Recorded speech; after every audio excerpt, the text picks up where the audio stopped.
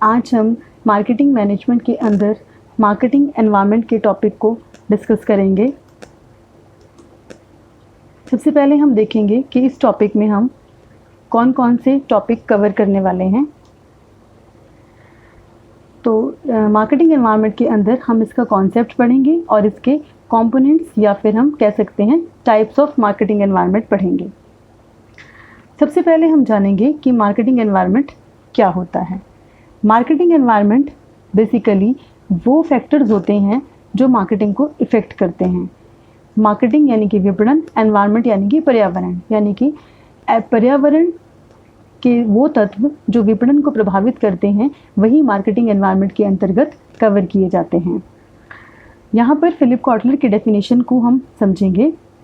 According to Philip Kotler, marketing environment refers to external factors and forces that affect the company's ability to develop and maintain successful transactions and relationship with its target customers। एक बार इसको हिंदी में translate करेंगे और फिर हम इसको समझेंगे। वे सभी बाह्य तत्व जो कि कंपनी के सफल लेन देन एवं ग्राहकों के साथ अच्छे संबंध बनाए रखने की योग्यता को प्रभावित करते हैं, विपणन पर्यावरण कहलाते हैं।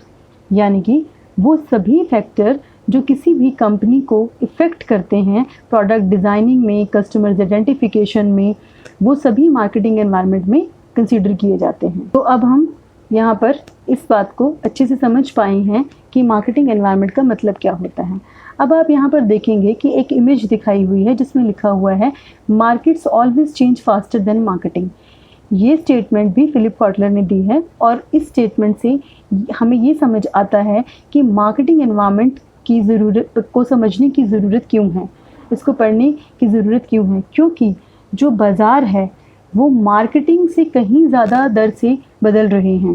यानी कि बाज़ारों में परिवर्तन आ रहा है। अब बाज़ार में कौन कौन है?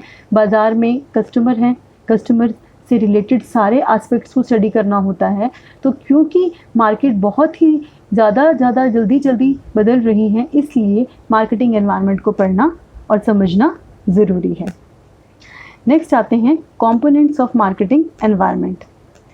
मार्केटिंग एनवायरनमेंट के कंपोनेंट्स में दो तरह से हमने इनको डिवाइड किया है। एक है इंटरनल मार्केटिंग एनवायरनमेंट या फिर कंट्रोलेबल मार्केटिंग एनवायरनमेंट एंड दूसरा है एक्सटर्नल और अनकंट्रोलेबल मार्केटिंग एनवायरनमेंट।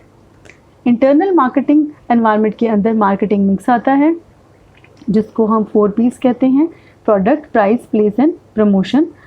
इसको हम यहाँ पर ज़्यादा डिटेल में नहीं पढ़ेंगे, इसको हम किसी और लेक्चर में डिस्कस करेंगे।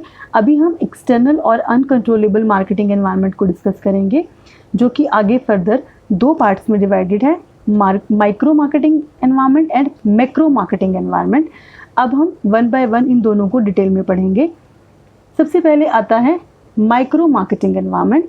माइक्रो मार्केटिंग एनवायरनमेंट को आगे फर्दर डिफरेंट कैटेगरीज में डिवाइड किया गया है, जैसे company, supplier, intermediaries, customers, competitors and public. अब हम इनको वन बाय वन डिस्कस करेंगे। सबसे पहले आता है कंपनी। कंपनी के अंदर जितने भी डिपार्टमेंट होते हैं उन सबको कंपनी का इंटरनल पार्ट माना जाता है और उसको एक मार्केटर को समझने की ज़रूरत है। जैसे कि सबसे पहले आता है टॉप मैनेजमेंट। टॉप मैनेजमेंट में जितने भी पॉलिसी मेकर्स हैं, डिसीजन मेकर्स हैं, उनको शामिल किया जाता है। Chairman, vice president, board of directors, ये सारे टॉप मैनेजमेंट में हैं। नेक्स्ट आते हैं finance and accounting. Finance and accounting में फाइनेंस डिपार्टमेंट और अकाउंटिंग डिपार्टमेंट को शामिल किया जाता है जो कंपनी के फाइनेंसेस को मैनेज करता है, बजट बनाता है, उनके लिए इन्वेस्टमेंट प्लान्स बनाता है। नेक्स्ट है purchase department. Purchase department basically company के लिए परचेजिंग का काम करता है, फिर वो चाहे रॉ मटेरियल हो या फिर बाकी की ज़रूरी चीज़ें जो किसी भी कंपनी के लिए चाहिए होती हैं। नेक्स्ट है प्रोडक्शन डिपार्टमेंट। प्रोडक्शन डिपार्टमेंट जो कि प्रोडक्शन का काम करता है, गुड्स को मैन्युफैक्चरिंग का काम करता है, जहाँ पर वर्कर, लेबर्स मिलकर मशीनों और प्लांट्स के ज़रिए मैन्युफैक्चरिंग करते हैं। नेक्स्ट है research and development department. Research and development यानी कि R&D, जहाँ पर अनुसंधान किए जाते हैं, रिसर्च किए जाते हैं कि कैसे अपने प्रोडक्ट और सर्विसेज को और बेहतर बनाया जा सके। तो एक मार्केटर को कंपनी के अंदर की चीज़ों को समझने के लिए इन सभी फैक्टर्स को ध्यान में रखना चाहिए।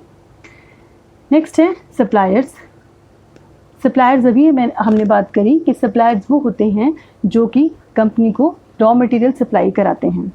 अब कंपनी को अपने सप्लायर चुनते वक्त कौन कौन सी बातों का ध्यान में रखना चाहिए? कंपनी को ये ध्यान में रखना चाहिए कि वो जो क्वांटिटी चाह रहे हैं वो एडिक्वेट क्वांटिटी में सप्लायर उस सामान को अवेलेबल करवा पाएँ, अच्छी क्वालिटी का सामान दे पाएँ, रिलायबल यानी कि विश्वसनीय होने चाहिए, धोखाधड़ी वाली बात ना हो कि वो कहें कि हमने उनसे सामान मंगवाया और वो टाइम पर सप्लाई नहीं कर पाए, उन्होंने बोला दे देंगे बट वो नहीं दे पाए। क्रेडिट फैसिलिटी, अगर कभी कंपनी को ज़रूरत हो तो वो उधार में भी सामान दे सकें। वारंटी, अगर सामान में कोई भी कमी निकलती है या कोई ख़राबी निकलती है तो वो उसको रिप्लेस करें या रिपेयर करें। एंड लो प्राइस, कम कीमत पर यानी कि इकोनॉमिकल प्राइस पर वो जो गुड्स हैं, रॉ मटेरियल जो हम उनसे ख़रीद रहे हैं वो हमें वो इकोनॉमिकल प्राइस पर प्रोवाइड करवा सकें। कंपनी को ऐसे सप्लायर्स चुनने चाहिए। नेक्स्ट है इंटरमीडियरीज़।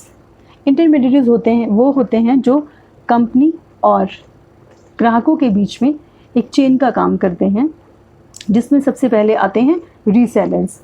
रीसेलर्स, होलसेलर, रिटेलर्स, ये सब लोग रीसेलर का ही एक फॉर्म है। मैन्युफैक्चरर सामान बनाता है और ग्राहकों तक सामान पहुंचाना है, तो उनके बीच में जो कड़ी का काम करते हैं वो होलसेलर और रिटेलर्स होते हैं। नेक्स्ट है फिज़िकल डिस्ट्रीब्यूशन फर्म्स, जो सामान को ग्राहकों तक पहुंचाने में हेल्प करती हैं, जैसे warehousing, transport agencies, shipping companies and purchase agents. Warehousing, जहाँ पर अगर टाइम गैप है सामान को कंज्यूम करने में, ग्राहकों तक पहुंचाने में, तो स्टोर करके रखा जाता है, वहाँ पर सामान सुरक्षित रहता है। ट्रांसपोर्ट एजेंसीज़ के अंदर सभी ट्रांसपोर्ट के वेज़ को शामिल किया जाता है, चाहे वो आप कह दीजिए ट्रक यानी कि बाय रोड भेजा जाता है, चाहे वो बाय रेल भेजा जाता है, चाहे वो समुद्री रास्तों के ज़रिए समुद्री जहाज़ों के द्वारा भेजा जाता है, वो सभी जो है वो फिज़िकल डिस्ट्रीब्यूशन के अंदर कंसीडर किए जाते हैं। नेक्स्ट है marketing services agencies. Marketing service agencies के अंदर media firm, advertising agencies, marketing consultancy firms को शामिल किया जाता है। आजकल तो डिजिटल मार्केटिंग का युग है, तो डिजिटल मार्केटिंग के ज़माने में सभी चीज़ें जो हैं वो डिजिटलाइज्ड हो रही हैं, तो जो मार्केटिंग है वो भी डिजिटलाइज्ड हो रही है। सोशल मीडिया प्लेटफॉर्म्स पे, इंटरनेट प्लेटफॉर्म्स का यूज़ करके जो एडवर्टाइजिंग है वो की जा रही है, पब्लिसिटी की जा रही है। नेक्स्ट है फाइनेंशियल इंटरमीडियरीज़। फाइनेंशियल इंटरमीडियरीज़ में बैंक और क्रेडिट एंड फाइनेंस कंपनीज़ को शामिल किया जाता है।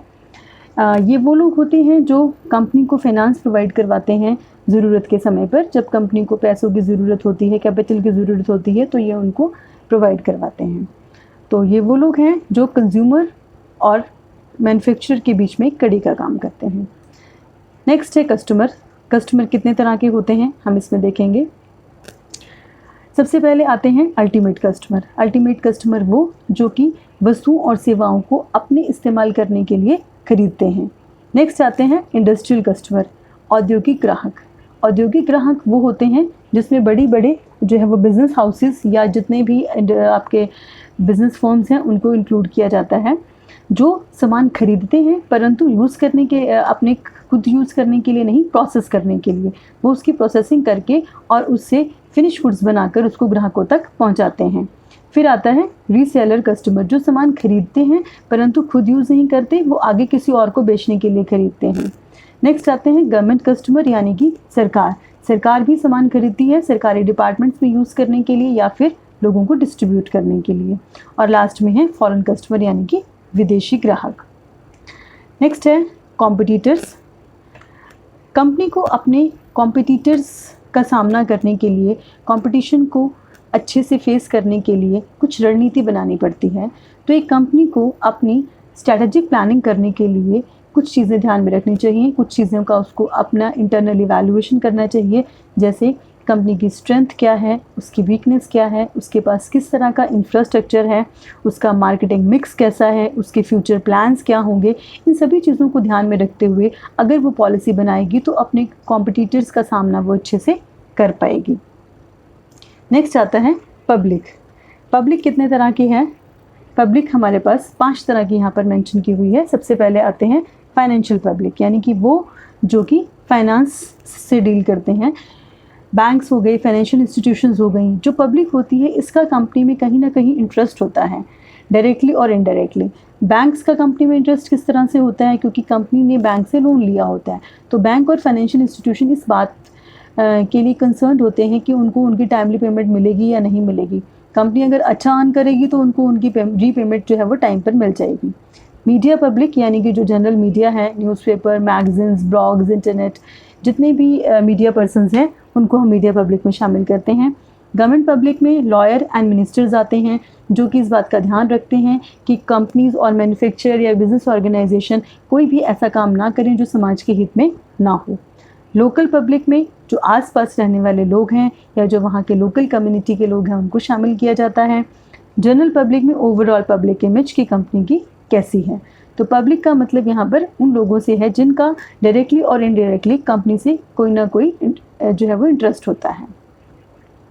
नेक्स्ट आते हैं मैक्रो मार्केटिंग एनवायरनमेंट, जिसके अंदर डिफरेंट एस्पेक्ट्स को कवर किया गया है, जैसे demographic environment, economic environment, technological environment, socio cultural environment, political legal environment and ecological environment. अब हम इनको वन बाय वन पढ़ेंगे। अब हमारा आता है first demographic environment. Demographic environment में डेमोग्राफी से रिलेटेड डिफरेंट एस्पेक्ट्स को कवर किया जाता है, जैसे gender, age group, income and religion. सबसे पहले हम लेते हैं जेंडर। जेंडर में अगर हम मेल और फीमेल को देखें तो दोनों की ज़रूरतें बिल्कुल अलग अलग होती हैं। जैसे कि यहाँ पर एग्जांपल के तौर पर डव शैम्पू लिया गया है। पहले शैम्पू एक सिंपल शैम्पू आता था जो जनरली फीमेल्स के लिए बालों के लिए यूज़ होता था, लेकिन अब हम यहाँ पर देखेंगे कि शैम्पू में भी सेगमेंटेशन कर दिया गया है, डिवीज़न कर दिया गया है, और डव ने मेन केयर के लिए अलग शैम्पू लॉन्च किया है और फीमेल्स के लिए अलग। ऐसे ही अगर हम एज ग्रुप की बात करें तो एज ग्रुप में यंग, एडल्ट, ओल्ड एज इस तरीके के डिविजन्स होते हैं। यहाँ पर एक शू कंपनी का एग्जांपल लिया गया है रीबॉक का, जिसमें आप देखेंगे कि छोटे बच्चे से लेकर के और बड़े तक के सबके शूज़ उन्होंने डिज़ाइन किए हुए हैं। नेक्स्ट आता है इनकम। इनकम के अंदर डिफरेंट सेगमेंट्स हैं, low income group, middle income group and high income group. यहाँ पर मारुति कार का एग्जांपल लिया है कि उन्होंने मिडिल इनकम, लो इनकम सभी के लिए अलग अलग सेगमेंट की कारें लॉन्च की हुई हैं, जैसे कि ऑल्टो K10 है जो कि 4 लाख से लेकर के 4.5 लाख के बीच में है जिसका प्राइस। ऐसे ही जो बलेनो है उसका प्राइस लगभग 6 लाख से लेकर के 8 लाख के बीच में है, और सियाज है जिसका प्राइस 8 लाख से शुरू करके 10 लाख के आसपास है। यानी कि जो जिसकी इनकम जितनी है वो उसके अकॉर्डिंग उसको परचेज़ कर सकता है। नेक्स्ट अगर हम देखें तो रिलीजन आता है। रिलीजन के इंडिया में बहुत ज़्यादा डिफरेंसेस हैं। जो मेजर हमारे 4 रिलीजन हैं, हिंदू, मुस्लिम, सिख एंड क्रिश्चियन, इनमें ही आपस में इतना वेरिएशंस हैं। हिंदुओं के जो मेन फेस्टिवल्स हैं नवरात्रि, दिवाली, दशहरा इस तरीके के हैं, और क्रिश्चियन ज़्यादातर क्रिसमस ही सेलिब्रेट करते हैं। तो इस तरीके से जो डेमोग्राफिक बेसिस पर भी एक मार्केटर को सारे डिफरेंसेस को ध्यान में रखना चाहिए। नेक्स्ट आते हैं इकोनॉमिक एनवायरनमेंट। इकोनॉमिक एनवायरनमेंट में भी डिफरेंट एस्पेक्ट्स हैं, जैसे interest rate, money supply, price level, consumer credit and economic condition. Interest rate का मतलब यहाँ पर है इंटरेस्ट से जो कि बैंक या तो देते हैं या फिर लेते हैं। अगर बैंकों से लोन लिया गया है तो वो इंटरेस्ट रेट चार्ज करते हैं। अगर बैंकों में FD करवाई गई है, सेविंग की गई है, तो बैंक उसके ऊपर इंटरेस्ट देता है। मनी सप्लाई का मतलब है मार्केट में मनी सप्लाई से। Reserve bank of India money supply को कंट्रोल करता है। अगर वो चाहता है कि मार्केट के अंदर, इकॉनमी के अंदर मनी सप्लाई बढ़े, तो जो उसके इंस्ट्रूमेंट्स हैं like cash reserve ratio and statutory liquidity ratio, उनको वो कम कर देता है उनकी परसेंटेज को। अगर वो मनी सप्लाई को कॉन्ट्रैक्ट करना चाहता है, कम करना चाहता है, तो वो इन परसेंटेजेस को बढ़ा देता है। प्राइस लेवल का मतलब है कि इकॉनमी के अंदर उस वक्त जो चीज़ें हैं उनका प्राइस इंक्रीज़ हो रहा है, डिक्रीज़ हो रहा है, ये कैसे मेंटेन हो रहा है। कंज्यूमर क्रेडिट यानी कि कंज्यूमर्स को क्या अपनी ज़रूरत की चीज़ें खरीदने के लिए क्रेडिट अवेलेबल है। इकोनॉमिक कंडीशंस के अंदर inflation, deflation, boom, recession, recovery, depression, इस तरह की एक्टिविटीज़ शामिल होती हैं।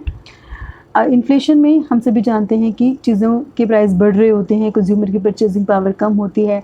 डिफ्लेशन में इसके ऑपोजिट होता है। तो एक मार्केटर को उस वक्त इकॉनमी के अंदर क्या कुछ चल रहा है, कौन सी कंडीशंस प्रिवेल हो रही हैं, किस तरह के सर्कमस्टांसेस हैं, इनको ध्यान में रखना चाहिए। नेक्स्ट आते हैं socio cultural environment. Socio cultural environment के अंदर सोसाइटी और कल्चर से रिलेटेड डिफरेंसेस को ध्यान में रखना ज़रूरी है। सबसे पहले इसमें है लाइफस्टाइल, फिर है social class and then culture. Lifestyle के अंदर अगर हम देखें तो हेल्थ कॉन्शियस लोग होते हैं, स्टेटस सीकर्स होते हैं जिनको स्टेटस गेन करने की काफ़ी ज़्यादा चाह रहती है, एडवेंचर करने वाले लोग होते हैं। यहाँ पर कैफ़े कॉफ़ी डे और टाइटन वॉचेस की इमेजेस हैं जो कि रिप्रेजेंट करती हैं कि ये जो है वो ब्रांडेड प्रोडक्ट हैं और जो ज़्यादा ही ब्रांड कॉन्शियस लोग होते हैं वो इनको यूज़ करते हैं। सोशल क्लास के अंदर वैसे तो upper class, middle class, lower class इस तरह के डिवीज़न हैं। अगर हम देखें तो पुराने समय से हमारे जो देश के अंदर डिफरेंट डिविजन्स किए हुए थे, जैसे ब्राह्मण, क्षत्रिय, वैश्य, शूद्र, कहीं ना कहीं अभी भी ये प्रिवेल कर रहे हैं, लोग इनसे उभर नहीं पाए हैं। कल्चरल डिफरेंसेस में अगर हम देखें तो यहाँ पर हमने इमेजेस लगाई हुई हैं डिफरेंट कल्चर की ब्राइड की, दुल्हन की तस्वीरें हैं। आप देखेंगे गुजराती ब्राइड का लुक अलग है, तमिल दुल्हन का लुक अलग है, मुस्लिम ब्राइड ग्रीन कपड़ों में है। तो इस तरीके के इंडिया के अंदर बहुत ज़्यादा जो है वो सामाजिक और सांस्कृतिक अंतर हैं, जिसको एक मार्केटर को ध्यान में रखना ही पड़ेगा अगर वो कंज्यूमर को अच्छे से समझना चाहता है। नेक्स्ट आते हैं political and legal factors. Political and legal factor के अंदर हमारी पॉलिटिकल सरकारें और लीगल सिस्टम को हम इंक्लूड करते हैं। इनका समझना इसलिए ज़रूरी है क्योंकि ये नियमन कानून को बनाते हैं और उसको सही तरीके से उसकी पालना हो, इस बात की को इंश्योर करते हैं। जैसे कि जो MRTP को रोकने के लिए, यानी कि मोनोपोलिस्टिक रिस्ट्रिक्टिव ट्रेड प्रैक्टिसेस को रोकने के लिए एक्ट बने हुए हैं। कंज्यूमर की सुरक्षा होनी चाहिए, समाज सुरक्षित रहना चाहिए। इस तरीके से एक जो भी नियमन कानून है वो इन सभी चीज़ों को ध्यान में रखकर बनाए जाते हैं, तो एक मार्केटर को इनको भी समझना ज़रूरी है। नेक्स्ट आते हैं टेक्नोलॉजिकल फैक्टर। टेक्नोलॉजी बहुत ज़्यादा तेज़ी से बदल रही है इस वक्त, सभी चीज़ें बहुत जल्दी पुरानी हो जाती हैं और उसकी जगह पर नए नए आविष्कार होते हैं, नई नई खोज होती हैं। तो इसलिए एक मार्केटर टेक्नोलॉजी को इग्नोर कर आगे सर्वाइव नहीं कर सकता, उसको टेक्नोलॉजिकल चेंजेस के साथ ही आगे बढ़ना पड़ेगा। नेक्स्ट आते हैं इकोलॉजिकल। इकोलॉजिकल में हम अपने इकोसिस्टम को इंक्लूड करते हैं। नेचर को इग्नोर करके, इकोसिस्टम को इग्नोर कर कोई भी सर्वाइव नहीं कर सकता। इस वक्त जब इतना ज़्यादा जो है वो पर्यावरण प्रदूषित हो रहा है तो उसको बचाने की भी ज़रूरत है और इस रिस्पॉन्सिबिलिटी से जो बिज़नेस ऑर्गेनाइजेशन है वो बच नहीं सकते, यानी कि उनको भी अपना एक महत्वपूर्ण योगदान देना होगा इस इकोसिस्टम को प्रोटेक्ट करने में। तो ये फाइनली थे सारे कंपोनेंट्स जो कि बिज़नेस एनवायरनमेंट में इंक्लूड किए जाते हैं या मार्केटिंग एनवायरनमेंट में इंक्लूड किए जाते हैं, जो सभी बिज़नेस ऑर्गेनाइजेशन और संस्थाओं को ध्यान में रखनी चाहिए अपने कंज्यूमर की ज़रूरतों को पूरा करने के लिए। तो हम इसको इस तरीके से कंक्लूड कर सकते हैं कि अगर कोई कंपनी या बिज़नेस ऑर्गेनाइजेशन अपने ग्राहकों की ज़रूरतों और इच्छाओं को बहुत अच्छे से समझना चाहती है तो उसको मार्केटिंग एनवायरनमेंट को समझना पड़ेगा। मार्केटिंग एनवायरनमेंट के हेल्प से वो ग्राहकों का जो डिसीज़न मेकिंग प्रोसेस है उसको भी समझ पाएंगे और ग्राहकों के लिए अच्छे से अच्छे प्रोडक्ट बना पाएंगे ताकि उससे ग्राहक ज़्यादा से ज़्यादा संतुष्टि प्राप्त कर सकें और लंबे समय तक संस्था के साथ बने रहें। ये कुछ बुक्स हैं जिनको इस वीडियो लेक्चर को बनाने के लिए मैंने कंसल्ट किया है। Thank you.